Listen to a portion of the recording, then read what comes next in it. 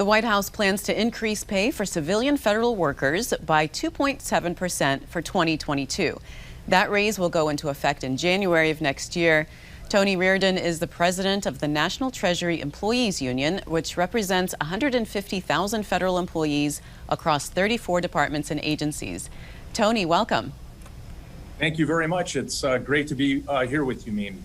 So what are your views on the White House's calling for 2.7% federal pay raise? Well, I think it is a very good start. I will tell you that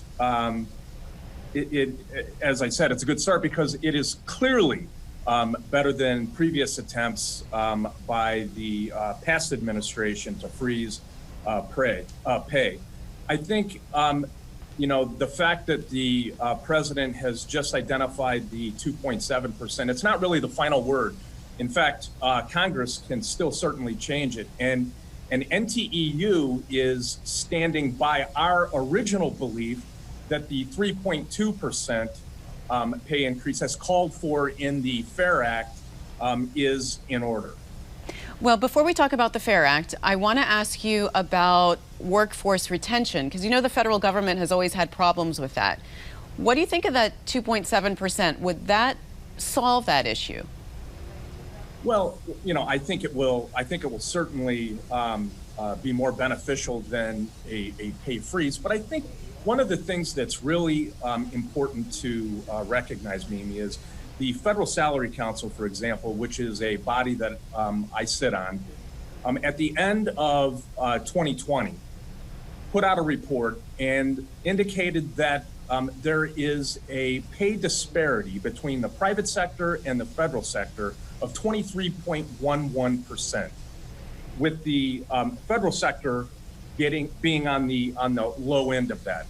So, I think it is incredibly important that federal employees begin to be paid more in line with the private sector, so that you can not only recruit more easily, but that you can also retain the valuable and outstanding employees that we already have in the federal government. But Tony, of course there is a pay disparity, but there's also a benefits disparity. The federal government has great benefits. Well, the federal government certainly does have good benefits. And what I would say to you and anyone else who is kind of interested in that line of thought is that I think it is always important to recognize that that the federal government should be a model employer. And to simply look at it from the perspective of, well, the federal government provides good benefits. They do provide good benefits. But the fact of the matter is that they are benefits that are certainly in line, I believe, with how employees should be treated. You mentioned the FAIR Act. This is the Federal Adjustment of Income Rates Act, and it calls for 3.2%. Explain that. Explain the act and why it calls for 3.2%. Well, the FAIR Act is legislation that was bipartisan legislation that was put forth to make sure that federal employees are going to be able to get, hopefully, a 3.2% increase, which I think is, as I said, more in line with what federal employees deserve.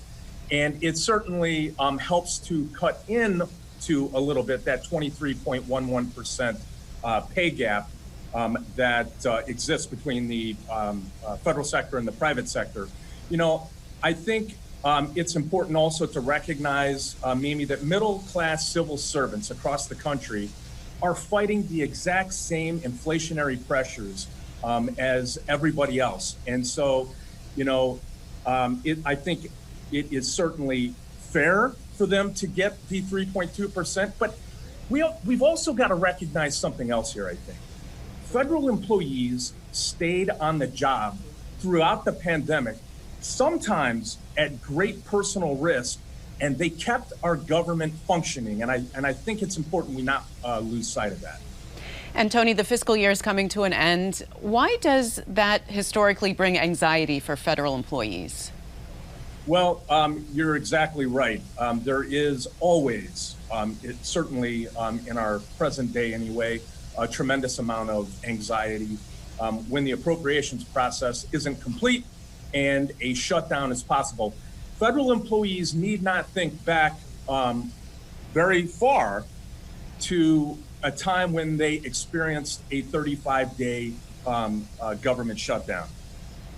For the folks who were impacted by that, and it was, of course, the vast majority, that put them in the position of not having two paychecks.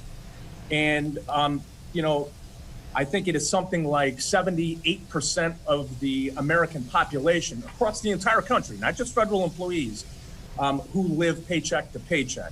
And so when they lose two paychecks, it put people in a horrible position. They weren't able to pay their bills, and we don't need to revisit all that, although it's important to remember. But the fact of the matter is, as a result of that, federal employees are always very concerned about what's going to happen around September 30th. Well, Tony, in the 10 seconds we've got left, what's your message to federal employees this Labor Day weekend? My message is this: it is because of you, federal employees, that our country, as I mentioned a little bit earlier, through this pandemic has been able to keep functioning. And I thank every single federal employee and certainly every single NTEU member, those who were had to go into the workplace, those who were working from their kitchen tables or their home offices or wherever you were doing your job. You did a huge service for the American people. Thank you very, very much. And thank you, Tony, for joining us. Thank you.